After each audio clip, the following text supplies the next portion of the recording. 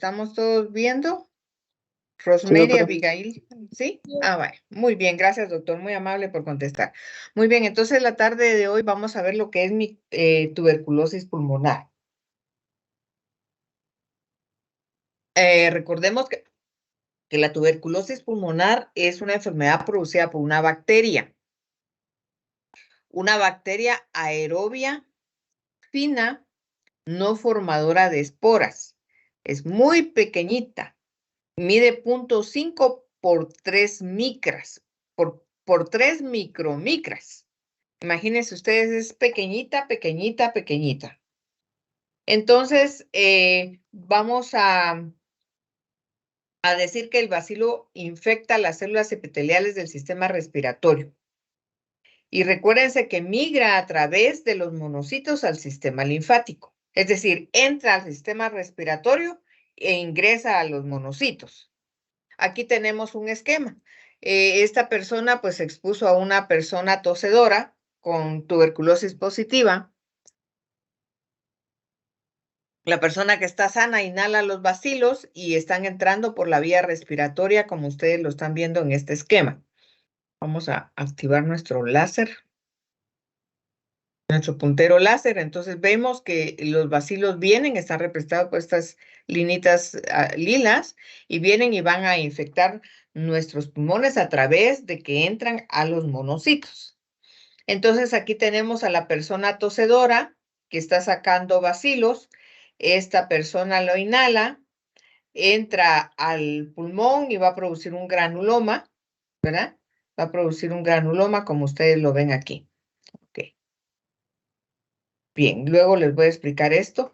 Entonces aquí tenemos el contagio, ¿verdad? La persona tosedora, esta persona que está sana inhala los bacilos van a llegar a la vía respiratoria y entonces van a llegar a los monocitos. Va a haber una diseminación de estos bacilos, va a haber fagocitosis por los macrófagos alveolares.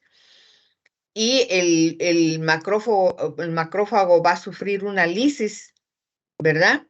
Porque está infectado con micobacterias. Y en este momento se van a activar las defensas del cuerpo como los linfocitos TCD4, los CD8, ¿verdad? El factor de necrosis tumoral, el interferón alfa, las interleucinas, ¿verdad? Y van a activar al macrófago, ¿sí?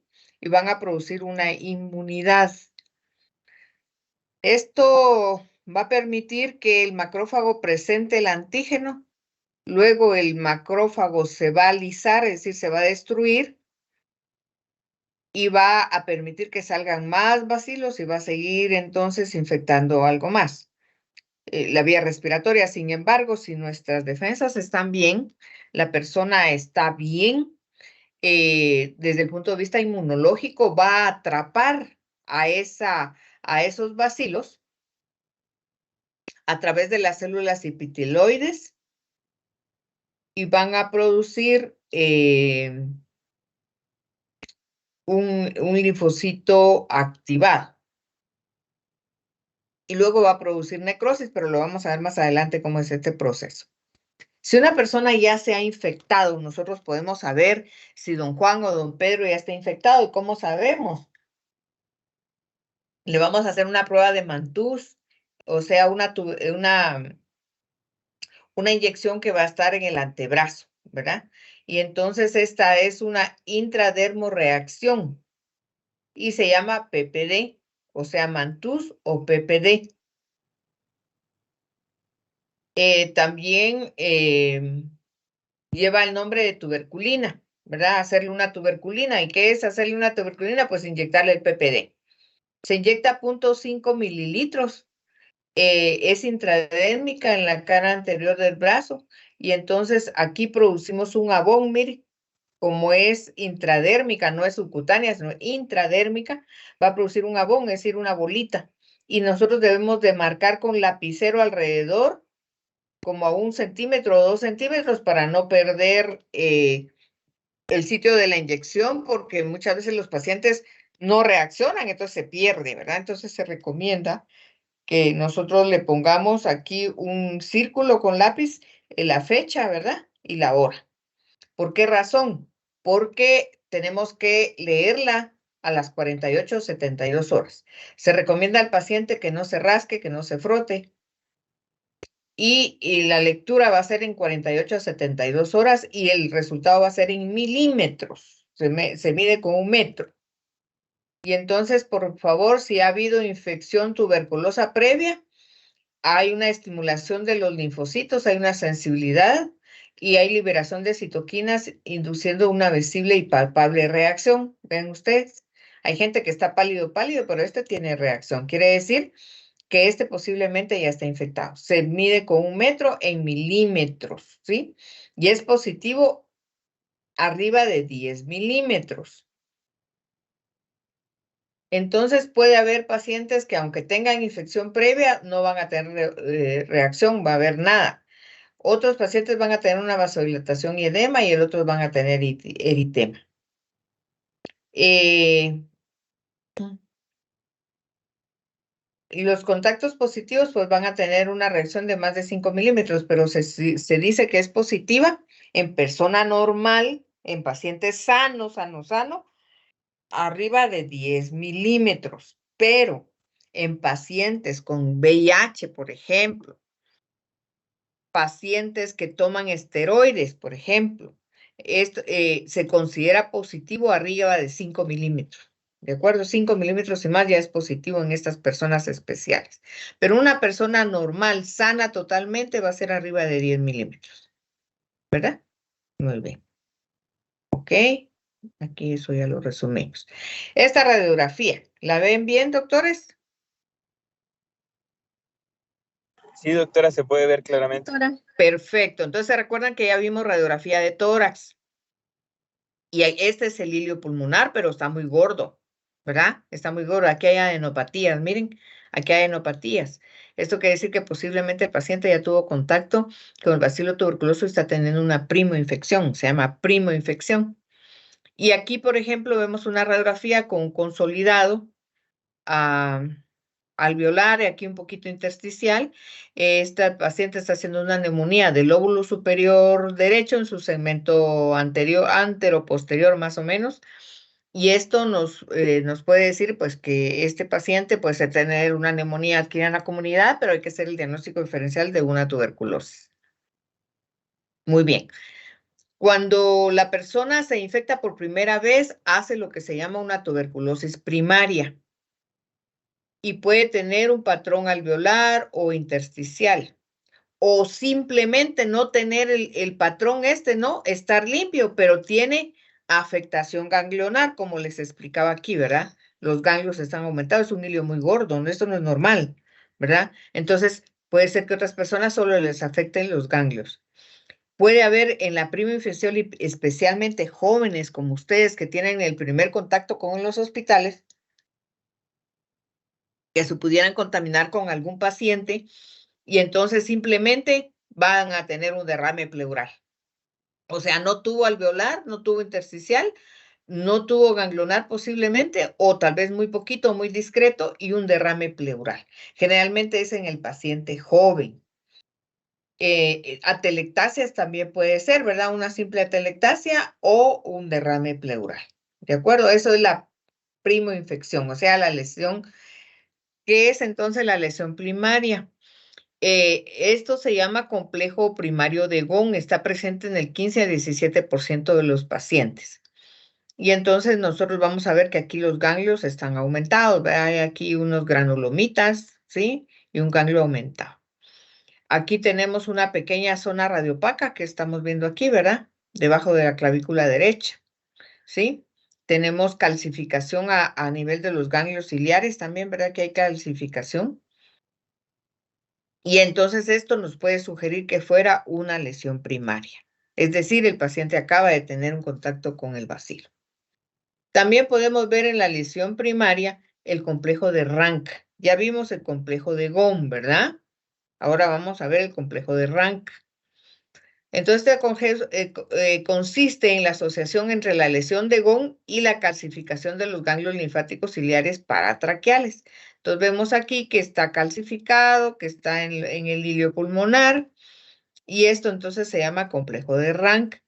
Constituye una evidencia razonablemente fidedigna de tuberculosis primaria, pero también puede desarrollarse como secuela de histoplasmosis y de otras infecciones. Es decir, ver calcificaciones en los hilos no quiere decir, ya, mi paciente tiene tuberculosis. No, hay que hacer diagnóstico diferencial. ¿Por qué? Porque hay otras enfermedades que producen también calcificaciones ciliares, y dentro de esto el histoplasma capsulatum, o sea, la histoplasmosis. ¿De acuerdo?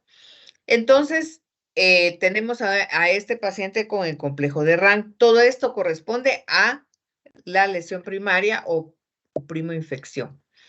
Aquí tenemos un paciente posiblemente joven, una mujer. Le ven ustedes aquí las mamas y tiene un gran derrame pleural con línea de Damasón.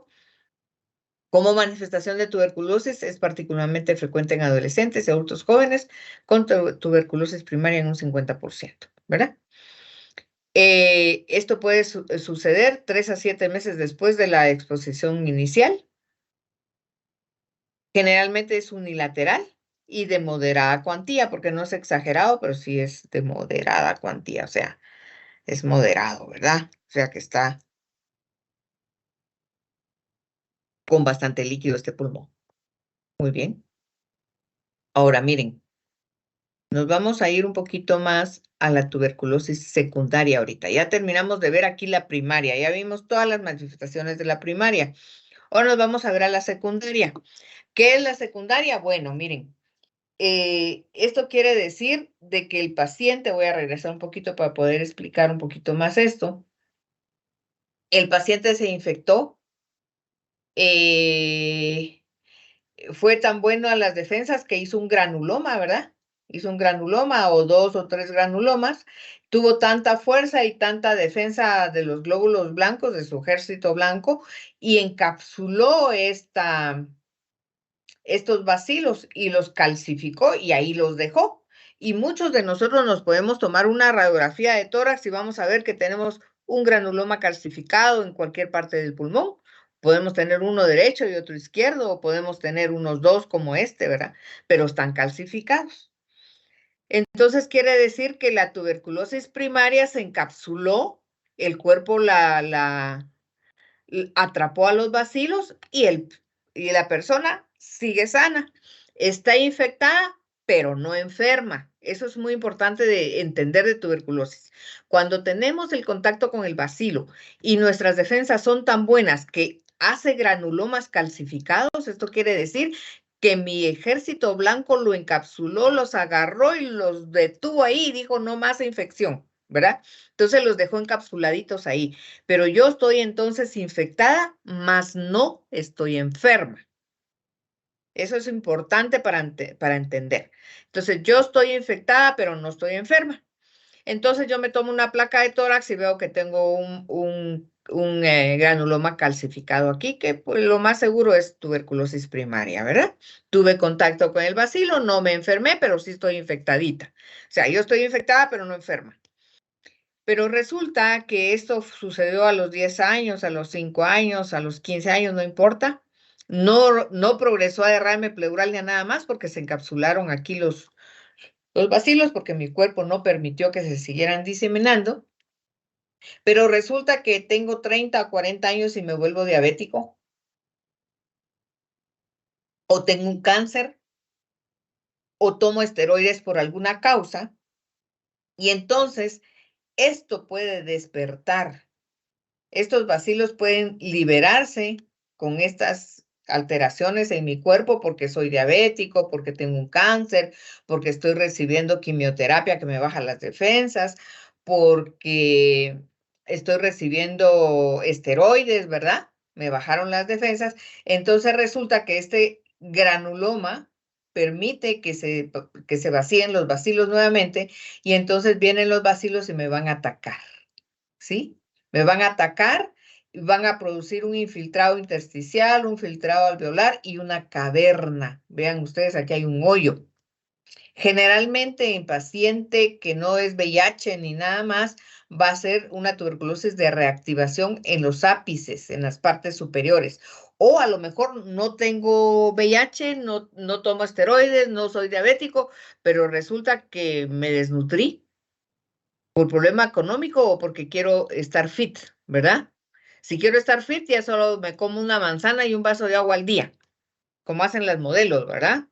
O 3 manzanas diarias y 3 vasos de agua, ¿verdad? Eso le pasa a algunos chicos o a alguien que tenga, digamos, enfermedades psicológicas que no permiten que la persona se alimente adecuadamente porque se miran al espejo y se miran gordísimos, ¿verdad? Y no es eso, lo que pasa es que es un problema psicológico, entonces dejan de comer. Entonces simplemente me voy a desnutrir. Entonces la desnutrición también permite que estos bacilos se reactiven y me vayan a atacar, generalmente en los lóbulos superiores, ¿sí? Y entonces esto va a permitir que haya una caverna, ¿sí?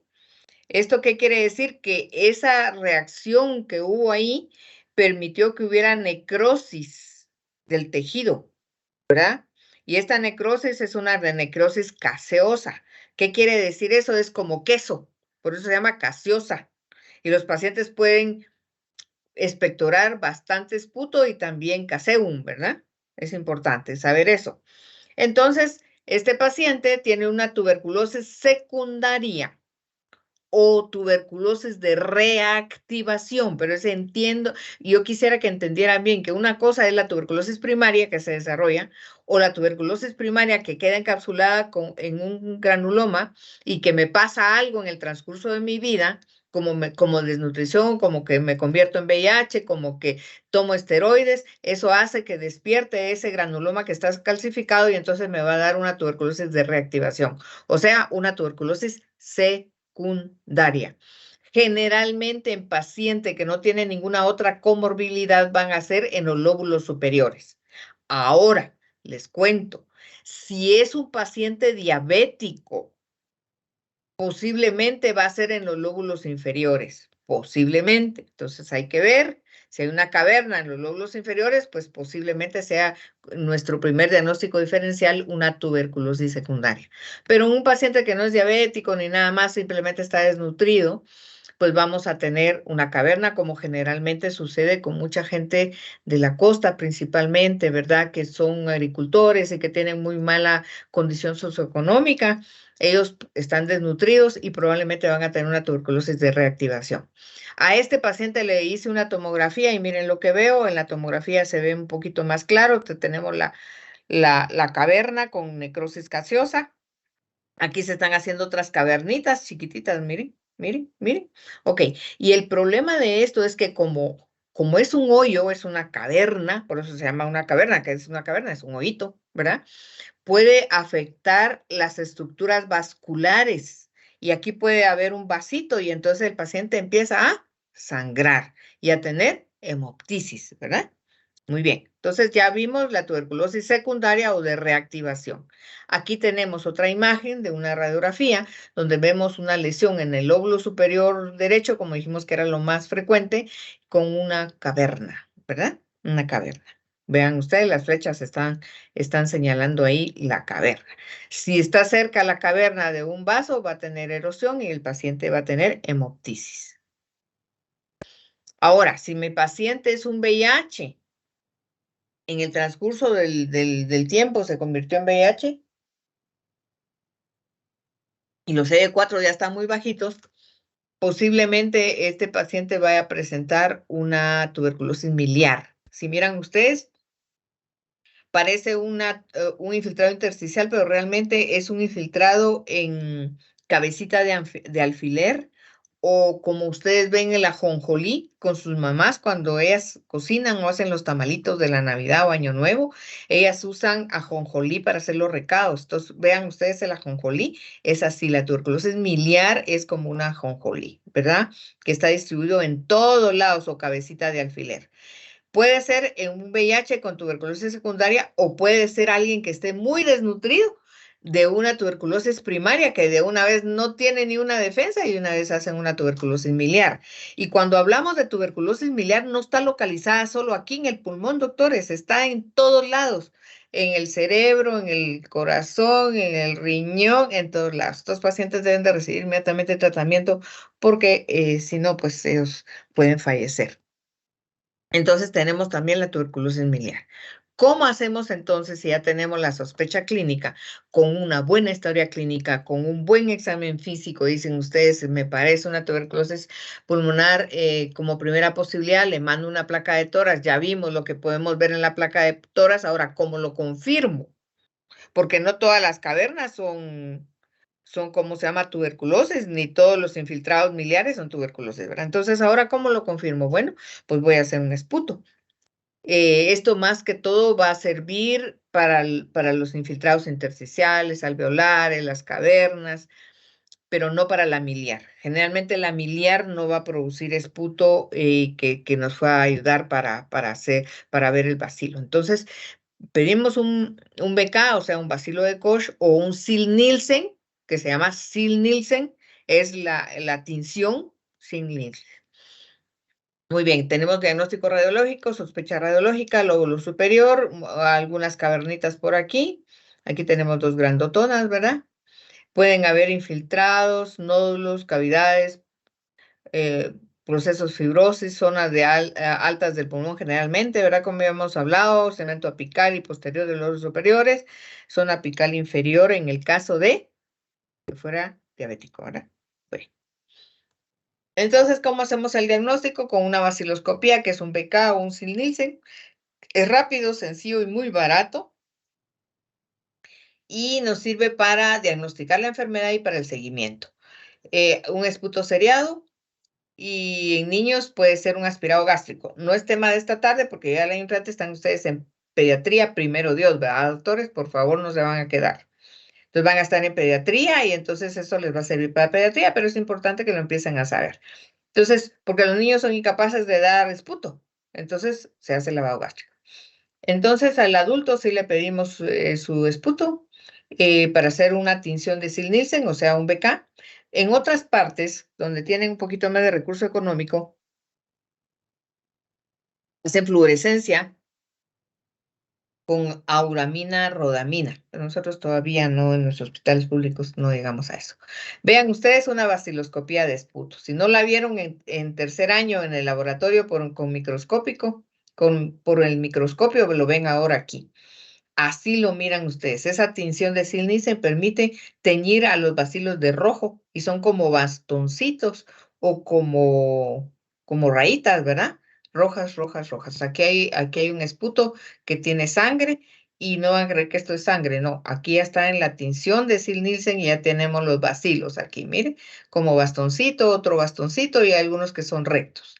Entonces, esto es una vaciloscopía de esputo, o sea, un Sil-Nielsen, o sea, un BK. ¿Verdad? Es lo mismo. Muy bien. Pero también podemos cultivarlo. Y entonces vamos a cultivarlo. Tiene una sensibilidad de 10 a 100 bacterias por ml. Nos da la sensibilidad a los antimicrobianos, ¿verdad? Y el cultivo se llama Lowenstein-Jensen. Y Medbrook, pero este Medbrook no lo tenemos, entonces Lowenstein-Jensen es lo que más llegamos aquí en Guatemala. Entonces, estos cultivos los hace generalmente Salud Pública, mandan la enfermería en los centros de salud, mandan los esputos y ya cuando el médico pide que se cultiven, se cultivan. ¿Qué importancia tiene esto? Bueno, que no solo nos da la positividad si es que el paciente tiene tuberculosis, y nos va a decir la sensibilidad del microbio. El problema serio es que el resultado está de 2 a 4 semanas. Ya se nos murió el paciente antes de que nosotros lleguemos al diagnóstico, ¿verdad? Pero es importante hacerlo, ¿verdad? Pero si usted clínicamente cree y radiológicamente que y que tiene un BK positivo, pues da tratamiento, lo manda a cultivar y ya mira la sensibilidad para ver si lo que le está dando es sensible al microbio, ¿verdad? Entonces, si no crece, se tiene que esperar, miren, 6 a 8 semanas para considerarlo negativo, ¿verdad? Y nos sirve para el seguimiento del tratamiento. Y vean ustedes el cultivo. Pues aquí tenemos una caja de Petri y vemos los cultivos, ¿verdad? El cultivo de BK, perdón, del bacilo está cultivado ahí y ha crecido como, ¿qué le dijera yo? Como coliflor, ¿verdad ustedes? como una coliflorcita. ¿Mm? Aquí hay un crecimiento, otro crecimiento, otro crecimiento. Lo bueno es que hacen sensibilidad. Pero si nosotros necesitamos un diagnóstico más rápido, pues ahora tenemos otras pruebas. La cosa es tenerlo, ¿verdad? Que es la reacción en cadena de la polimerasa. Entonces, que es el Gene Expert que hacen en los que están en el Hospital Robles.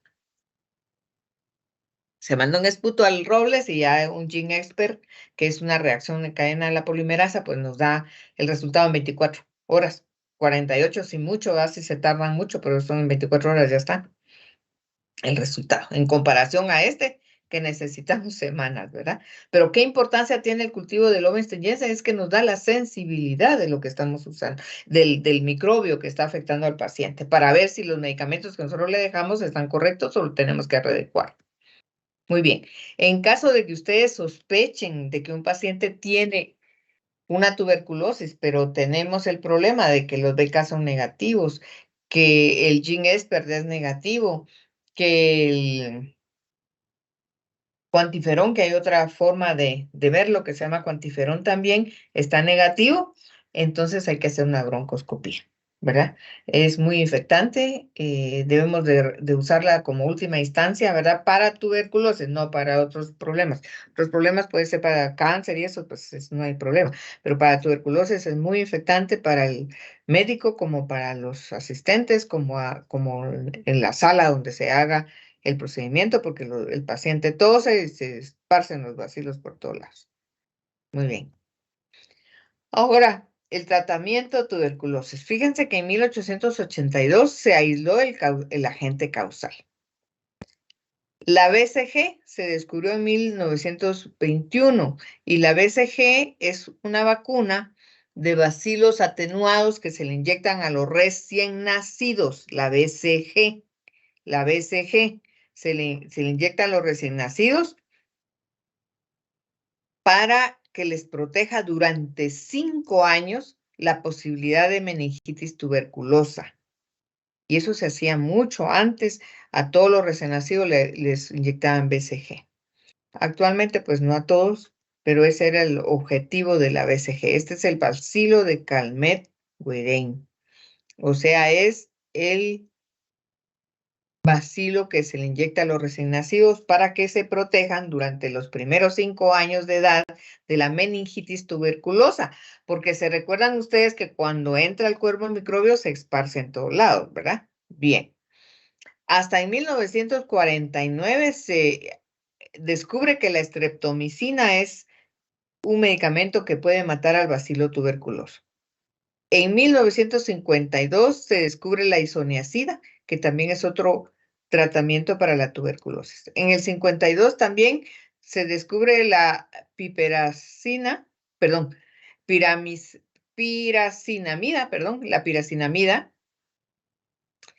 que también lo podemos usar para tratamiento tuberculoso. Pero ¿qué pasó? Los que empezaban a darle solo estreptomicina veían que mejoraban, pero no curaban.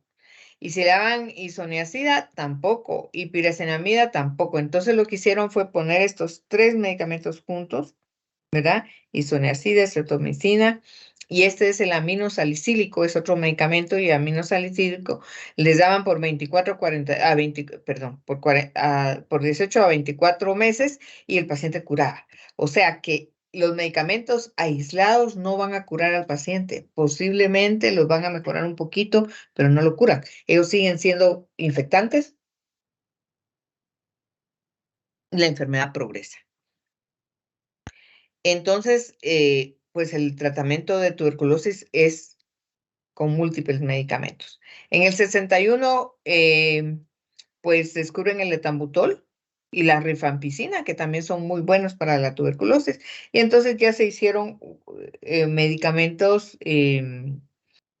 múltiples, ¿verdad? Fármacos múltiples para poder tratar a nuestro paciente, ¿verdad? Esto es de niño, de lactante, no nos vamos a detener ahí. Y entonces vemos nosotros que el medicamento ideal y los esquemas que se están usando, uno de los esquemas más importantes que están usando en la actualidad con pacientes vírgenes, pacientes que es la primera vez que reciben tratamiento, pacientes que tienen tuberculosis por primera vez, pues vamos a dar medicamentos combinados, vamos a dar isoniazida, rifampicina, piracinamida y etambutol. ¿Sí? El estrepto vamos a platicar más adelante, pero estos 4 son los más importantes ahorita. Y entonces, isoniazida 5 miligramos por kilo, más o menos son 300 miligramos por el paciente. Esta es la dosis diaria y tenemos dosis 2 veces por semana, pero la dosis diaria se inicia los primeros 2 meses. El paciente durante 2 meses va a tener dosis diaria de los 4 medicamentos. ¿A qué dosis? Isoniazida 5 miligramos por kilo, dosis máxima 300. Rifampicina 10 miligramos por kilo, dosis máxima 600. La piracinamida 30 miligramos por kilo, dosis máxima 2 gramos. Etambutol 15 a 25 miligramos por kilo. Importante saber que estos medicamentos tienen efectos secundarios, que van a tener náusea, que van a tener vómitos, que probablemente una hepatitis medicamentosa, que estos, por ejemplo, la piracinamida y etambutol, pues van a producir neuritis óptica, etcétera. Un montón de cosas, pero es importante y se las tenemos que dar al paciente porque si no se nos muere, ¿verdad ustedes? Muy bien.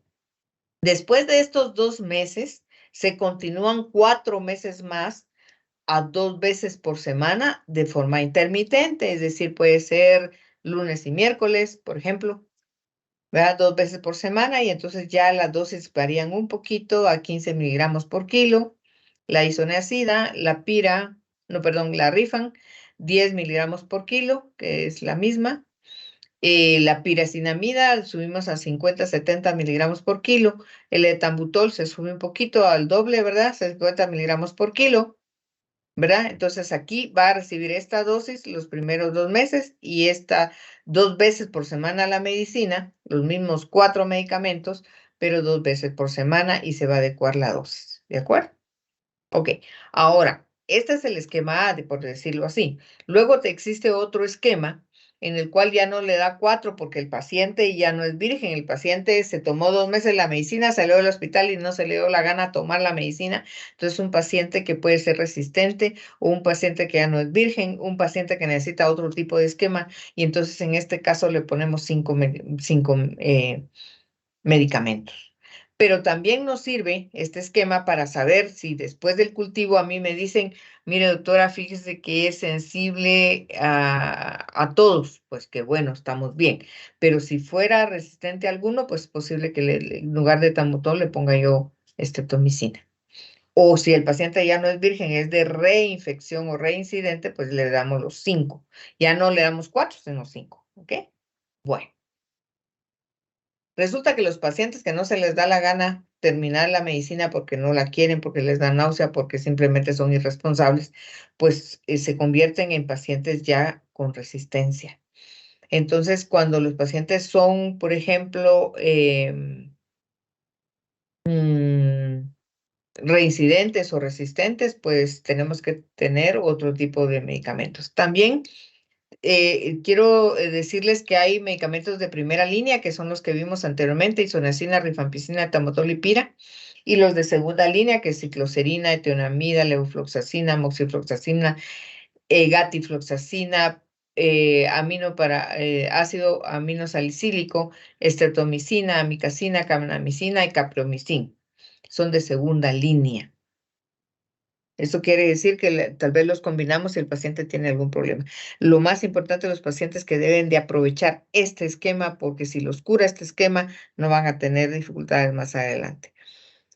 Entonces, vemos que también los fármacos de segunda línea, por ejemplo, del grupo 2, pueden ser inyectables, como la estreptomicina, cana, mica y capromicina. Las quinolonas, pues son vía oral, la cipro, oflo, levo y moxi. Y también la protionamida, la cicloserina, el PAS, son también de vía oral.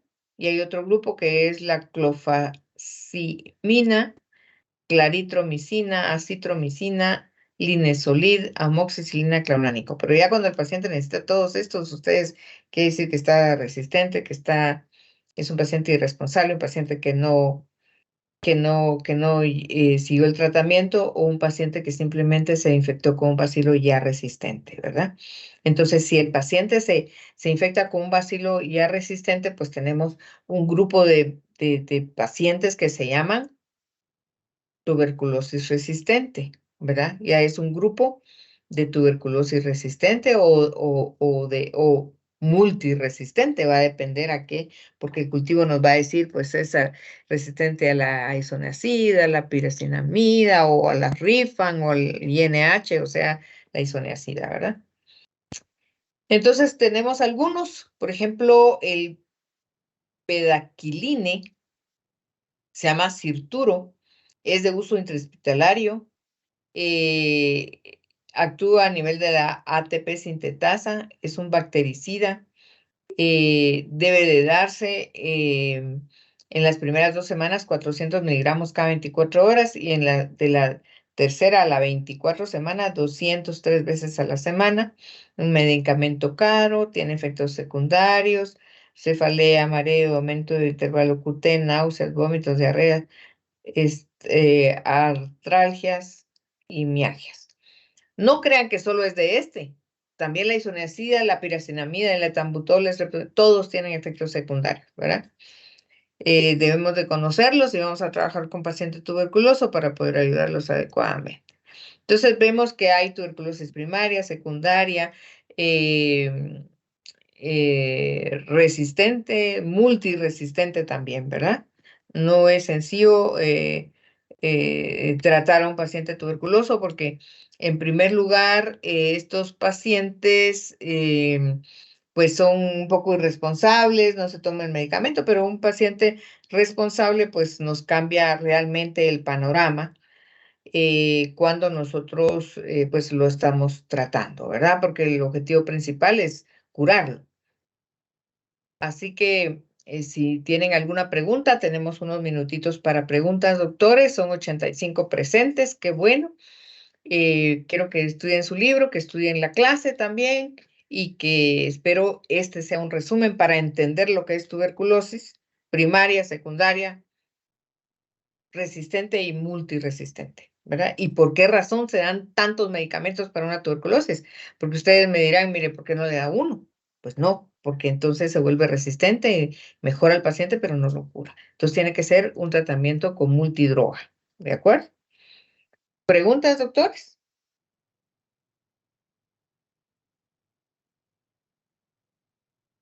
¿Todo quedó claro? ¿Comentarios, reclamos en este momento? Todo claro. Todo clarito. Muy bien, espero que entonces... Muy bien, que entonces ustedes tengan una linda tarde, estudien mucho, por favor. Y jueves no vamos a tener clase conmigo, ni viernes, porque ya las adelanté martes y miércoles, ¿verdad?